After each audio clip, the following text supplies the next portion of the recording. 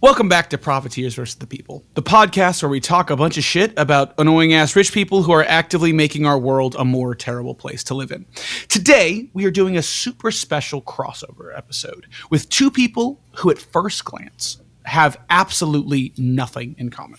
However, as we describe their lives and how they've built their wealth, we're going to show you just how similar and sinister they are, and how a lot of their douchebaggery has flown relatively under the radar for the past few decades, despite all of the press that they've received. So strap in while we dissect the lives and fortunes of Gwyneth Paltrow and Alex fucking Jones. I'm RadBill. And I'm Money Mike. Kick it off.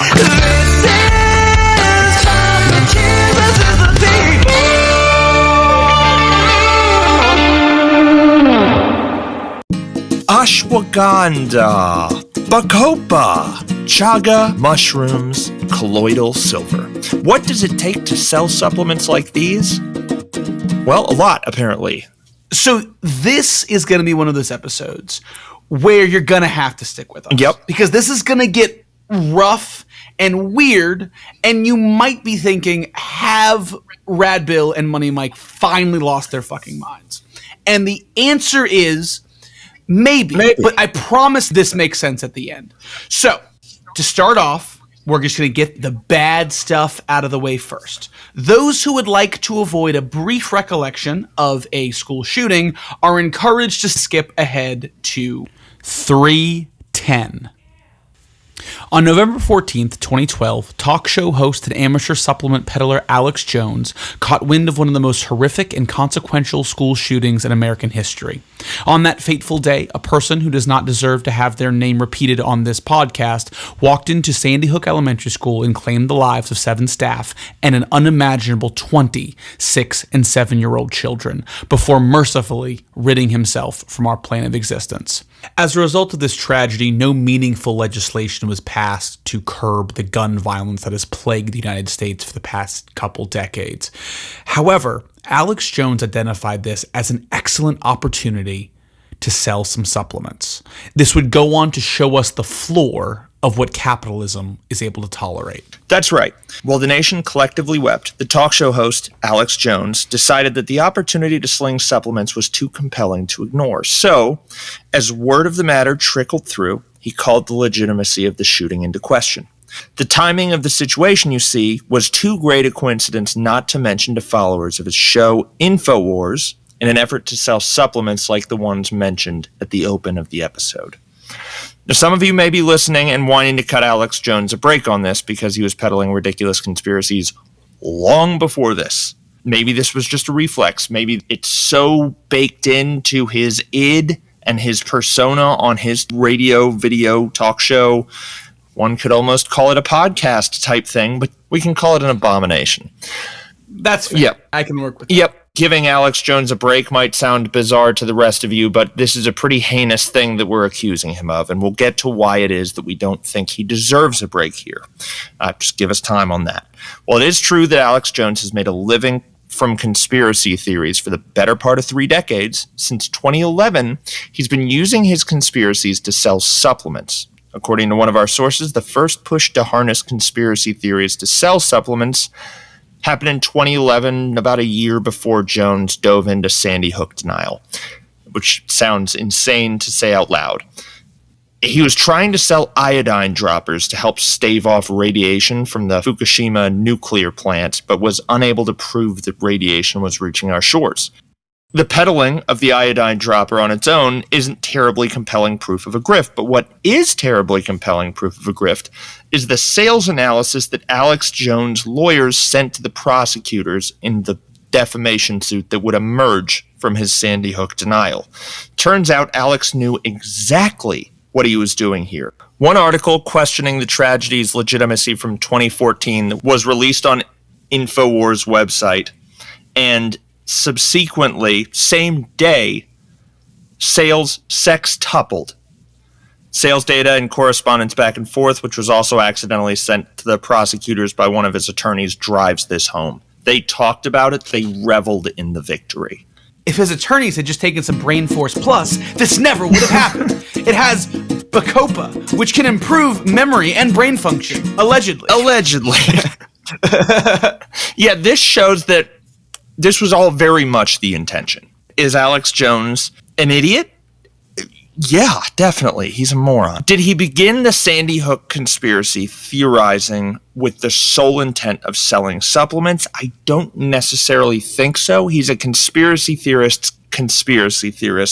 I think he started speculating about breaking news reflexively and then just rolled with the punches. He saw what it did to the numbers and he just goosed it from there. I actually think this makes him a worse person. As news trickled out about the number and brutality of these casualties, Alex just held strong. And he ultimately committed so hard that it became his big break. This is where a majority of his fortune came from. This is where it started really for Alex Jones. Which is really hard to believe. It is. Like RadBill said, I mean, I remember watching super fan cuts of InfoWars in 2014 with my friends. And what was interesting about InfoWars to us at this time is it was crazy people being crazy. Like we watched it purely for the spectacle. Yep. We were like, holy shit, there's this guy on the internet. It was like Ancient Aliens, just like for 4 hours at a time. But what the data really tells us is that having a radio show or a podcast kind of for all that time didn't really make Alex Jones that much money. He survived on donation. He would always be like, make sure you donate to the Infowars.org because we're going to go out of business tomorrow. He's always had a bit of a grift there, but it wasn't that profitable. Yeah, and I feel like there was an oh shit moment. Like for a minute there, he was almost a Neil Breen type. Like you'd watch it, it was cringe bait. You just eat it up. It felt harmless, I feel like, for at least a little while. And for a long time, it was. And this is what I think is interesting. When the Sandy Hook stuff came out and Alex Jones started denying it, and there started being consequences for this, it was one of those oh shit moments. It was, dude, this guy, he's taken it too far. Why would someone do this? Why would Alex Jones, in the face of all of these lawsuits, in the face of all of these real consequences for his actions, continue to do this when it didn't seem that necessary? It didn't seem that necessary, and it seemed obviously fake. Obviously. Yes. When it first came out, I was like, damn, this dude must have really drank his own Kool-Aid. Yeah. Because he believes this enough to keep fighting when he really shouldn't be. But the sales data recontextualizes that whole event. He wasn't pushing in the face of adversity because he believed this. He was pushing in the face of adversity because it was a fucking gold mine. Yeah. He was making a fortune. This was not him impassioned by something that he was doing. This was him going in and seeing what worked and made the line go up. The Sandy Hook thing became a common reference point for Alex. Up goes a skeptical article on InfoWars, in comes the money, and from the InfoWars fan base, out go the death threats and demands to grieving parents that they exhume the bodies of their children. By the way, I mean, brutal research session here. Yeah, I want to make sure that I explicitly say that. The Sandy Hook denial had real consequences. It wasn't just a person being an asshole on the internet. Death threats were sent. Grieving families were antagonized in the absolute worst way. And, you know, when we start talking about the floor of what capitalism will accept, that's kind of when everyone else who knew about Alex Jones, you know, all of these real news networks, that's when they were like, shit, we actually have to start talking about this guy because he's becoming like a real problem. He's a menace. And also everyone, even free speech absolutists were like, okay, fuck you, dude. No, it doesn't cover this. Yeah. It doesn't cover this. Go fuck yourself. Exactly. I don't know any libertarian who is like, he has the right to do this. But yeah, brutal research session. For next time, just take Sun Potion. It will give you more endurance to research for longer. Yeah, thank you. I'll check it out. It sounds expensive, but I'll check it out.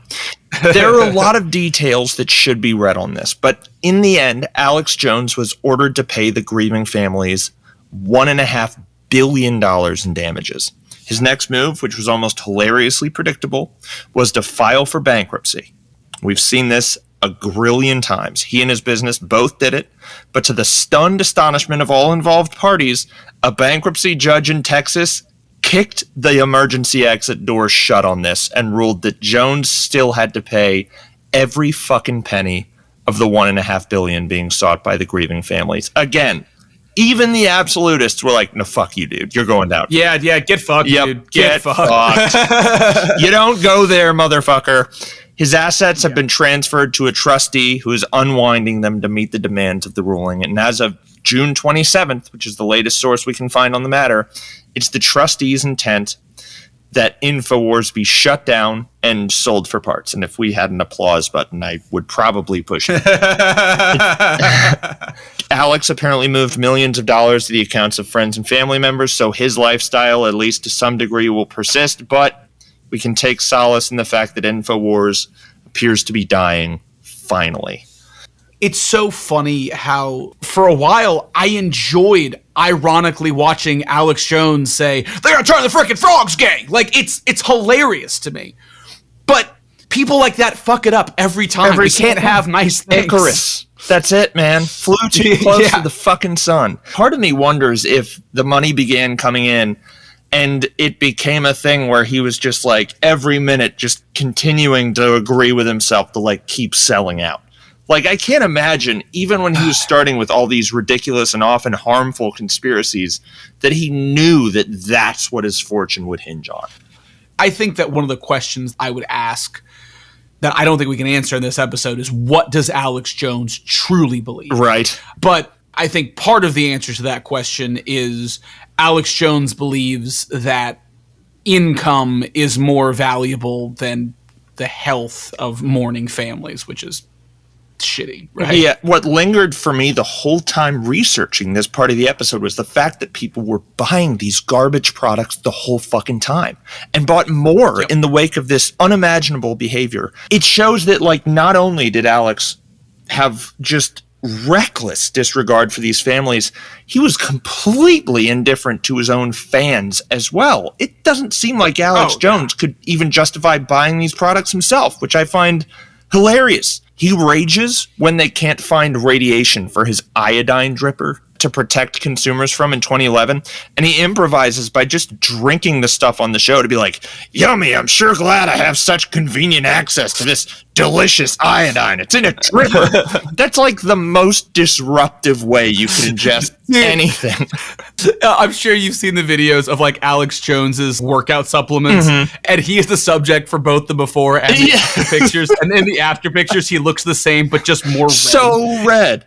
John Oliver picked up on that, actually. The shirtless before and after pictures where, yeah, it's just Anthroplex. Apparently over about a year of working out just makes you red as hell. Classic misstep. You know, Alex should have followed the workout with his caveman true paleo formula. It has chaga mushrooms, which helps normalize blood pressure. That's what it was. It sounds expensive, but I'm a believer now. It's as if the product doesn't even matter at all. The customer is buying from him to declare membership to his movement. 100%. 100%. During the court case that cost him everything, he was going on his show and begging people to buy more stupid shit off the website. He was basically saying it was stupid shit. It was just, buy as much of this and as much of that as you can so that I can keep things going. It's like, I need money, so buy some of this useless trash off my website. The pitch was transparently, buy whatever it is so that I can get money. There was not even a product in the mid part of that. Part of Alex's shtick the whole time has been, if we don't get money, we're going to go off the air. So there was always a almost charitable impulse weaved into his advertising. If I were Alex here, I would have taken some power drinks. It's an elite blend of adaptogenic super herbs and super mushrooms that help combat the effects of stress and fuel your physical and entrepreneurial feats. These weren't modest sales, by the way. By some estimates, InfoWars was worth over $1 billion, and the nutrient shop was far and away their biggest moneymaker. Yep. In 3 years, Alex Jones raked in $135 million slinging these dumbass supplements. The reflex here is to say, what kind of dipshit is bankrolling this guy, who so clearly doesn't give a shit about anyone, including his customers? Here's the thing, though. This shit is common practice. In fact, plenty of rich white women have been buying the exact same shit from the other subject of this episode, Gwyneth Paltrow. And you don't have to say it. Gwyneth Paltrow comes from a different place and occupies a different role in our society. She was way wealthier than Alex Jones, in fact.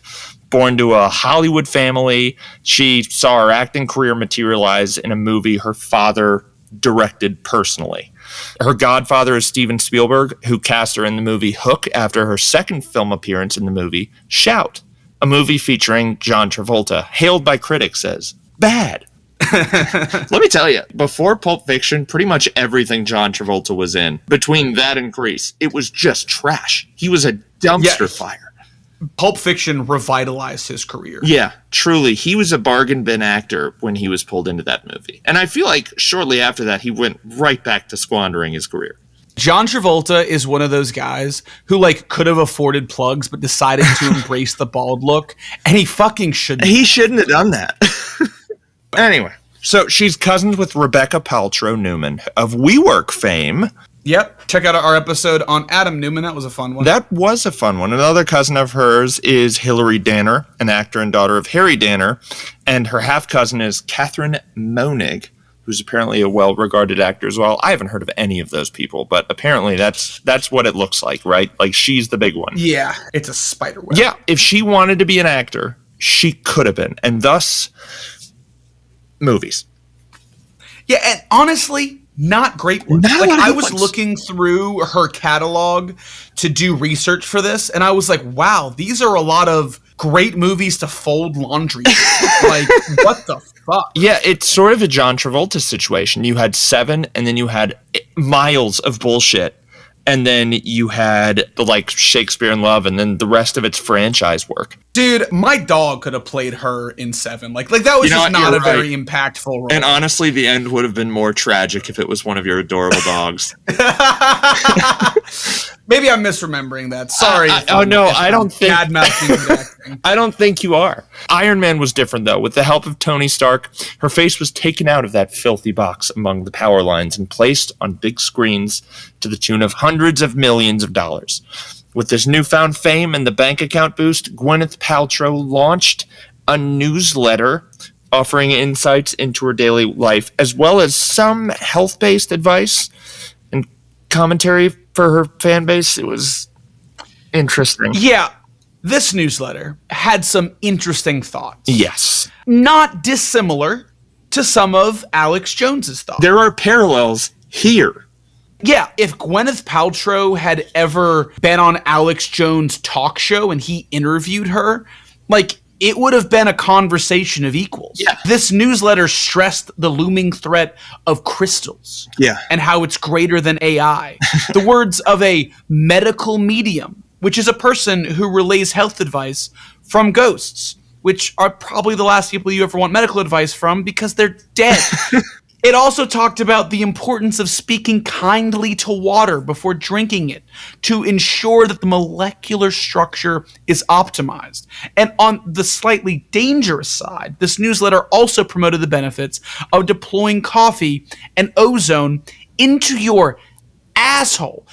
Dude, these are all pseudo-scientific Marvel movie plot points. They're all bullshit. Medical Medium sounds like it would actually be kind of a cool movie, as long as the ghosts are telling you what not to do. I don't want to hear shit on, activities recommended by dead people. It's clear that she's been reading movie scripts her whole life, because all of this is we've uncovered the secret molecular structure and all of these other science buzzwords, and it's speaking kindly, and we're if Christopher Nolan says so, maybe I buy it. Maybe. But not IRL. And not IRL. And the other thing, too, is that Christopher Nolan knows that water kills the shit out of people sometimes. Dude, speaking of Christopher Nolan, and this is just a random fact that I learned yesterday. You know in Batman Begins, when Liam Neeson's character goes to Batman, he's like, rub your chest. Your arms will take care of themselves.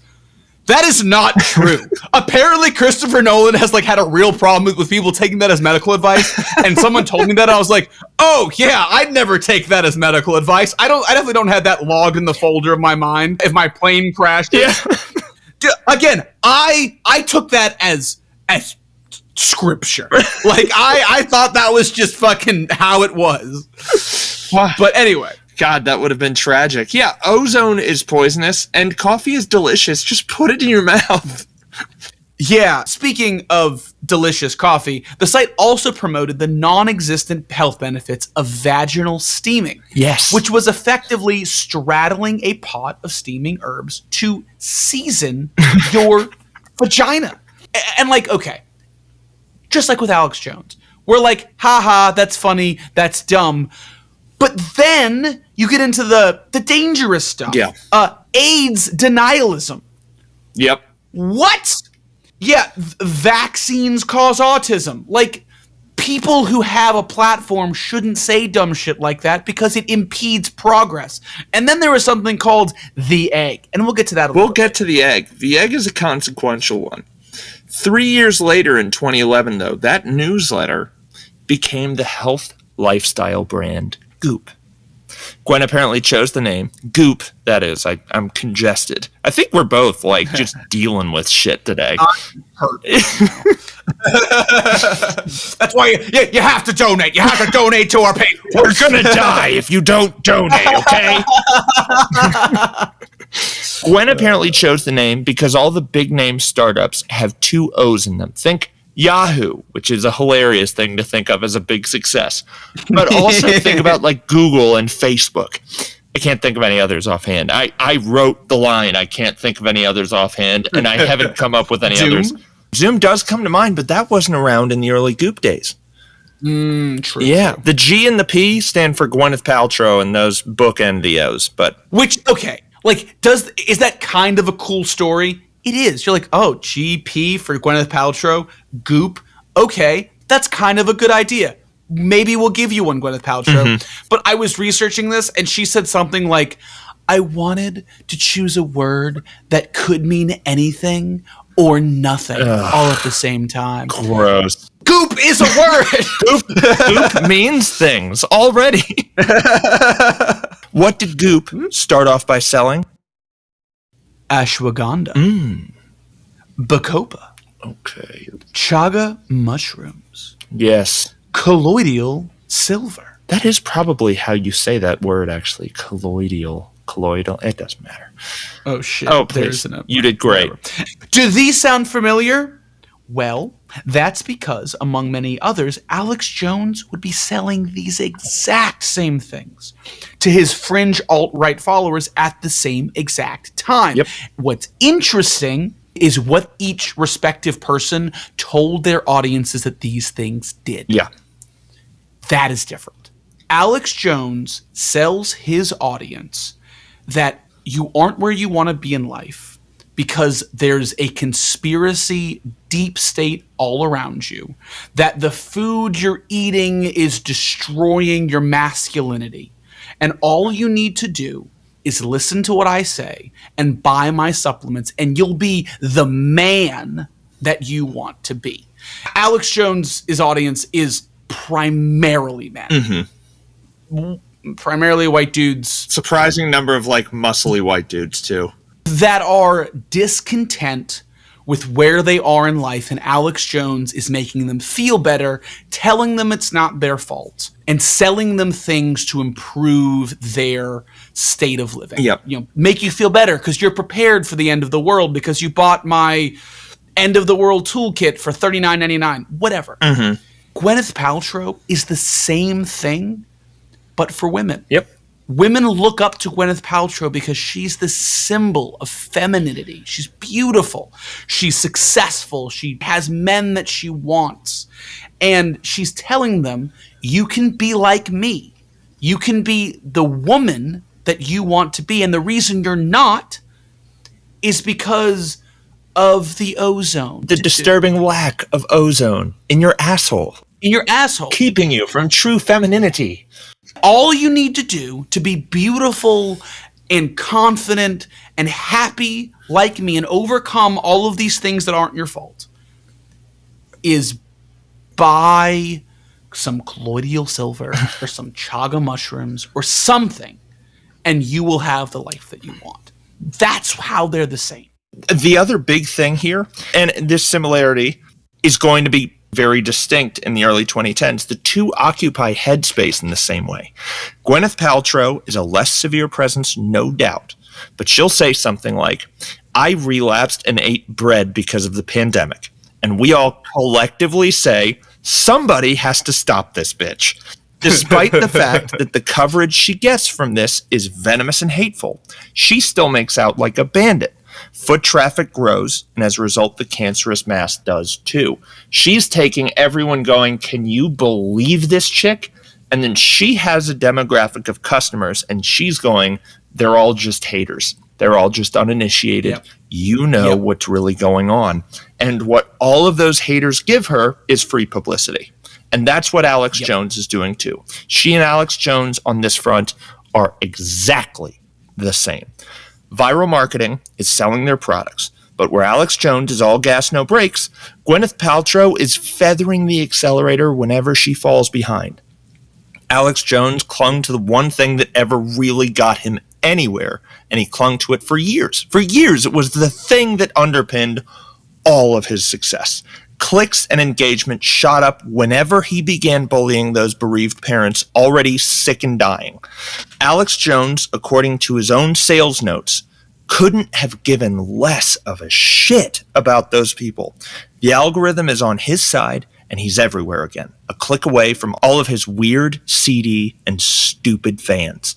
And all of the hate, all of the criticism that people like Alex Jones and Gwyneth Paltrow get from like John Oliver when he makes fun of Alex Jones is it insulates the base tighter. Yep.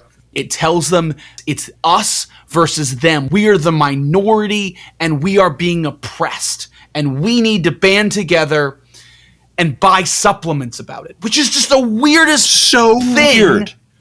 But it's So what weird. happens. So all of the real talk show hosts that are also trying to capitalize on the Alex Jones controversy are just feeding into the profit centers. Yep. It's free marketing. That's it. In this decision, Alex saw tremendous success, but flew too close to the sun and lost everything. The one thing we can give Gwyneth Paltrow here is that she had a bit more tact. Yeah, I shoved a rock into my vag. Sounds like it's fuel for a lawsuit. And it was. But Gwyneth, unlike Alex Jones, gets to keep on living and continue selling her bullshit. The lawsuit wasn't nearly as consequential. By the way, aside from the sex toys and the lingerie, it seems like a pretty incredible amount of the health stuff on her site is total bullshit. Oh, yeah. In fact, in 2018, Dr. Jen Gunner, who has her own podcast, check it out. She apparently is incredible. I'm excited to check some of her stuff out, and she has some great books. We'll link it down there and the thingy down there. Tell her that Profiteers vs. the People sent you. Reviewed all 161 health products on Goop in 2018 and found that 90% of them touted health benefits that were false, plenty of which were harmfully false. Inserting a big jade egg, which is still available on Goop, or a rose quartz egg, which is now conspicuously absent from the site, in your monkey hole can give you sepsis. Don't do that. People die from sepsis. Monkey hole. Oh, that was... Whoa, that was gross. Anyway. Sorry.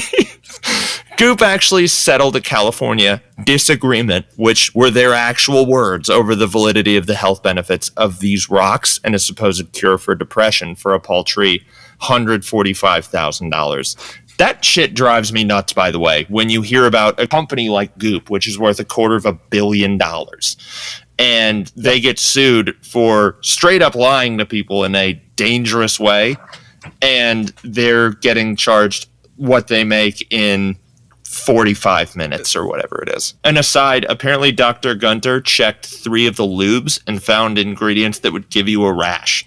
Lube isn't even hard. Spit does the trick for plenty of folks. In fact, RadBill smells an opportunity in a label that reads, "This feels like my spit." And it could just be spit from a very hydrated person who brushes and flosses their teeth 6 times a day to help with the shelf life. Great product. Real talk. We could sell our spit for sex stuff, and my spit would obviously carry the vague but eloquent scent of Sensodyne toothpaste. Oh my God. I'm gonna have to call your wife and just apologize. Be like, hey, I'm sorry your husband is too cheap to buy real lube. I'm sorry, honey. I don't know if you're going to listen to this one, but I'm sorry if you do. So, okay. Real question. Uh-huh. From a not Goop lube enthusiast. I feel like whenever I've mistakenly like hawked a loogie on myself, it has been very slimy and kind of lube-like. Yep. So when you're spitting, when you're giving it the old hawk tour, that's a very outdated meme, and I'm sorry. It's okay. Like, is there a hawk before the tour? Like, is it phlegm? See, here's the thing, you beauty. That's the big mistake everyone makes. You never hawk. You just tour. You got to be really hydrated going in. Otherwise, like, the hawk makes it gross, I feel like. Yeah. I mean, like, that just sounds like a recipe for a UTI. Yep. I mean, all around, just UTIs for everybody. Hawk light to a heavy. That's how you do it. Okay. I learned something today. Someone needs to buy our lube brand, just called Tua. This feels like my spit. Speaking of this blank, like my blank moniker, I recall there being a bit of an issue with certain scented candles. Indeed. An issue that sat before a judge, in fact. As we understand it, Goop apparently emerged from the lawsuit part of these 2 accusations unscathed and buried the claim that never became a lawsuit from the only woman who raised concerns. But Gwyneth Paltrow's candles, which one might deduce smell like her vagina, ran into a problem. Now, okay, if you're a lady and you're listening to this and your vagina doesn't smell like it has accents of geranium, citrusy, bergamot, cedar, damask rose, and ambrette seed, that's okay. It's all right. Your vagina can smell like a vagina. Most men will be more than happy to smell and smell. Also, the candles labeled "This smells like my vagina" had an exploding problem. That's the issue here. Yeah, because they were exploding. They were exploding. And a man, Colby Watson, sued Goop because of it. Also, as far as we can tell, most of the people paying $75 from these candles were just horny men. Interesting. Yep, this was not a feminist statement, as Gwyneth Paltrow says it was, unless Gwyneth admits that she was conning these horny men. I was thinking about that. I was like, you said that she was sued by a man, and I was imagining the argument between Colby and his wife or girlfriend about this vagina candle, and him being like, fuck it, I paid $75 for this thing for you, and I'm suing this bitch. But it sounds like Colby is just a fucking horn dog. He's a single man. Yeah, there was no girlfriend. There was a sad, uncleaned blow-up doll in the corner. Wow, this is probably our most explicit episode. This is a depraved episode, yeah. Yikes. Sorry, Money Mike and RadBill getting yucky. Yeah, it's another late night one. We've been needing one of these. There's so many vaginas in our research. I think that's a big part of it. But it's funny to me to imagine, like, he was actually married. Because when he lit this candle, it fucking did real damage, apparently, upon exploding. To what part of him? Right? This will answer a lot of questions for I know, right? Apparently, just to his house. That's the story, apparently. Yes. Okay. And I love the idea that he did have a significant other that came home and, like, the vaguest, most innocuous sounding story was, I tried to light a candle. Like, how domestically incompetent can one person sound? It's brutal. Oh, imagine being around the in-laws after just lighting a candle and it explodes. God. Oh, God. Anyway. Goop apparently also has pop-up stores. We know this because 2 men caught on fire in one in Sag Harbor, allegedly because of the candles. One guy burned his face on the alleged candle, which means he was about as tactful as I would have been if I was that horny. Like, if you're rearing and ready to spend $75, like, this stuff is in stores. Just go to the store and smell a fucking candle. What if he was trying to smell the candle without spending the $75? He pulls out a cigarette lighter and is like, all right, no one's watching. Let's just fucking smell this candle. And then it explodes in his face. And he's like, is this Impractical Joker? Right.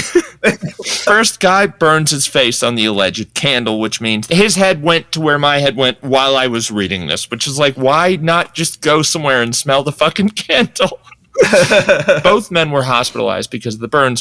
One of the men, who apparently was mid-sniff, had to be airlifted. He was apparently burned on his back and ears, which, if I'm putting on my forensics cap, tells me he had just completed a sniff and was leaving the store when the candle set him ablaze. Because otherwise, like, who, as a guy, like, what compels you to go into a Goop store? We answered that question with who's buying these candles.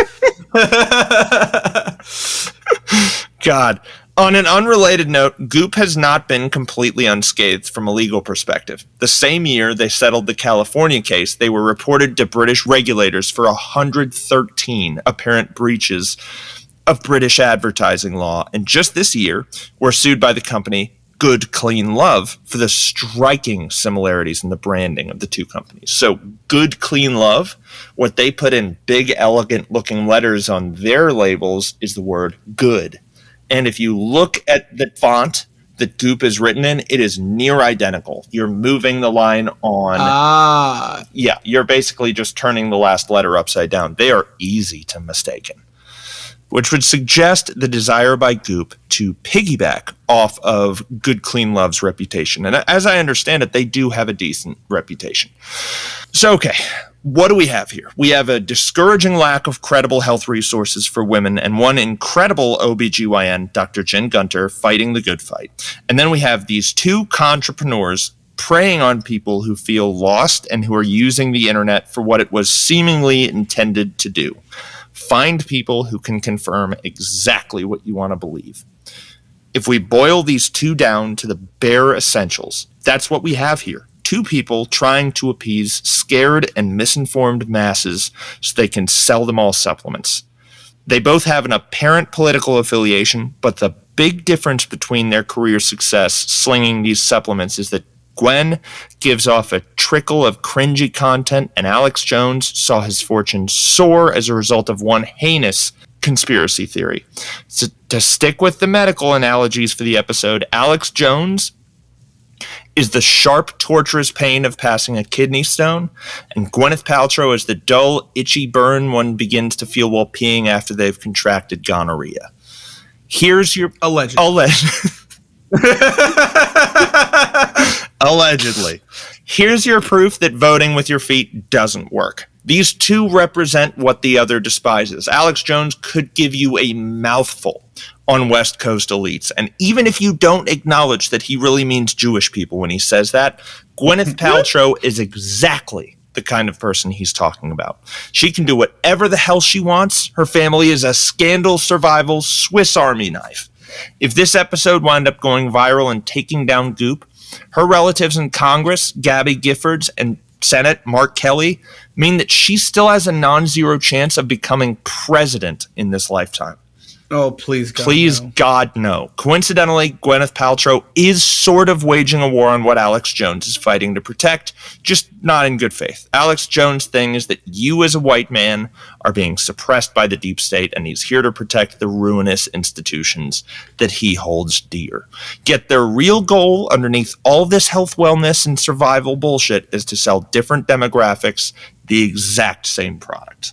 Absolutely. And I would argue, and I don't have any proof here, but if you look at where Alex Jones came from and where Gwyneth Paltrow came from, and Gwyneth Paltrow's success before she started selling supplements, she didn't have to risk it all on a big conspiracy theory that drove up her traffic. Alex Jones, if he wanted to be at that level of wealth, he did. So there is an argument there that the only reason Gwyneth Paltrow didn't do anything as heinous as Alex Jones did is because she didn't have to. Interesting point. Well said. Again, that's according to Money Mike. Capitalism is just not an instigator for any social cause, good or bad. It just plays one on TV. That's our episode. Thank you guys so much for listening. All our links and shit are in the down there part. We'll put the crutches down there too. We love you all. Good out, Money Mike. And we like, comment, and subscribe, and we'll talk to you soon. Love you. And goodbye.